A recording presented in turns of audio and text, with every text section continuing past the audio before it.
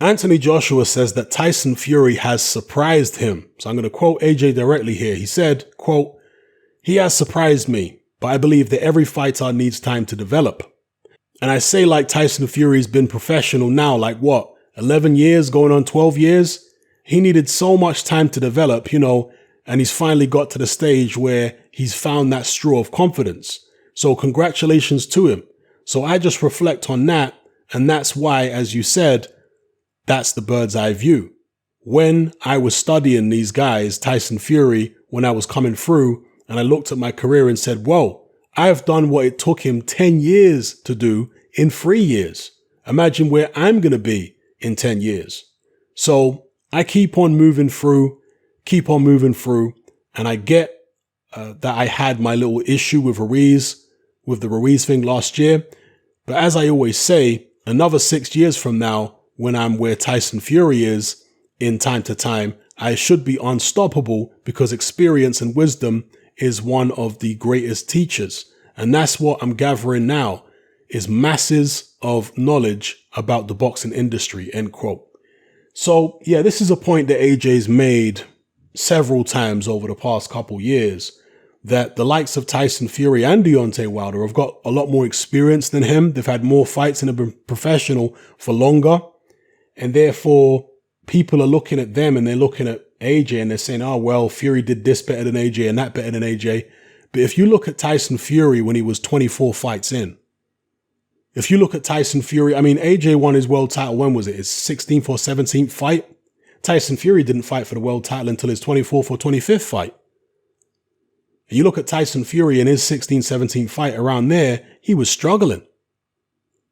Let's not forget that Tyson Fury had a real controversial first fight against John McDermott, which most neutral observers feel like he lost. And according to John McDermott, who in a recent interview on YouTube said that he was actually approached after the fight by John Fury, who told him that you won.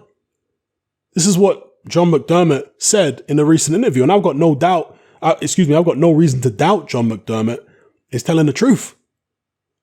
So, as far as that first Fury McDermott fight, I think the vast majority of people think that John McDermott won. All right. Then, of course, you look at Tyson Fury struggling with people like Nevin Pikage, being dropped by people like Steve Cunningham and also Pikage. So Fury had plenty of issues on the way up. He didn't achieve the likes of, what AJ was achieving in his first 24 fights, not even close. So we do have to bear that in mind. And not only was AJ achieving a lot more in his first 24 fights than Tyson Fury, but he was doing it under far more pressure.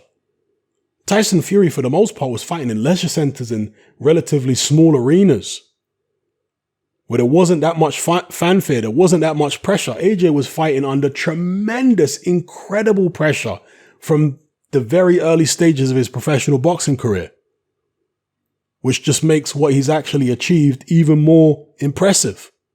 Yeah. So it's a good point that AJ makes, and people will see in the coming years that AJ is green right now. He's been rushed through his career. He's been learning on the job when he really wasn't ready, when he really wasn't seasoned.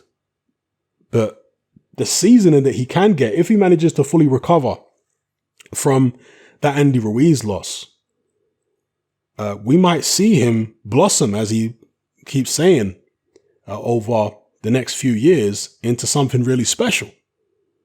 Maybe, then again, maybe not. We'll wait and see. But I do think that people should be patient and have a look at him over time. Because I remember when Vladimir Klitschko lost to Ross Purity, then later on went on to lose to Corey Sanders, then eventually lost to Lamont Brewster as well. He was being written off. People were saying, this guy was rubbish. He was never any good to begin with. That's what they were saying. His own brother Vitaly told him to retire. But he came back and he went on a tremendously successful run of like 10 years unbeaten and became a Hall of Famer. So it all depends on what's in a guy's heart and what's in his mind, how much resolve he has. And AJ's achieved a tremendous amount already. Maybe the second phase of his career will be even more impressive. Or maybe he'll have to suffer another loss and then he'll have a third phase of his career like Klitschko did, which will be even more impressive. We'll see.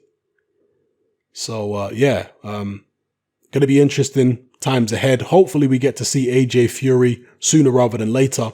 And they are a similar age, Anthony Joshua and Tyson Fury, but obviously Tyson Fury's got more boxing experience, more time to hone his craft. And honing your craft is not just about skills. It's also about the mind. And Tyson Fury's had longer to do that. Maybe Tyson Fury's a mentally stronger character than Anthony Joshua anyway. I think he's mentally stronger than pretty much most heavyweights out there, if not all of them. He's certainly as strong as any other heavyweight you can think of out there mentally.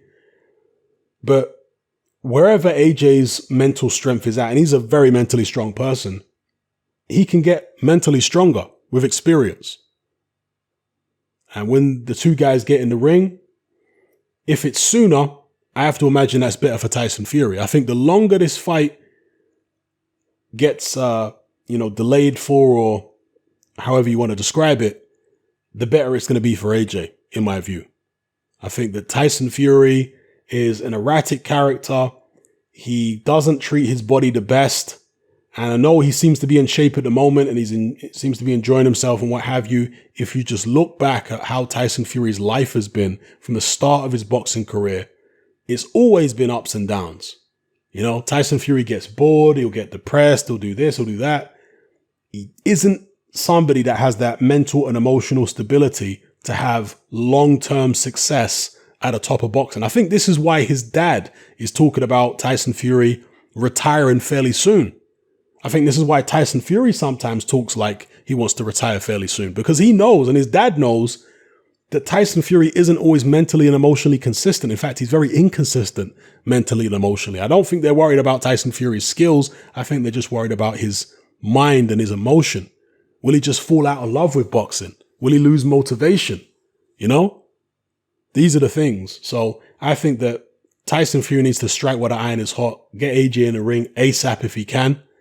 And it seems like AJ wants it too. Let me know what you guys think in the comment section below about all the points I've raised in this video. It's happening. I'm out.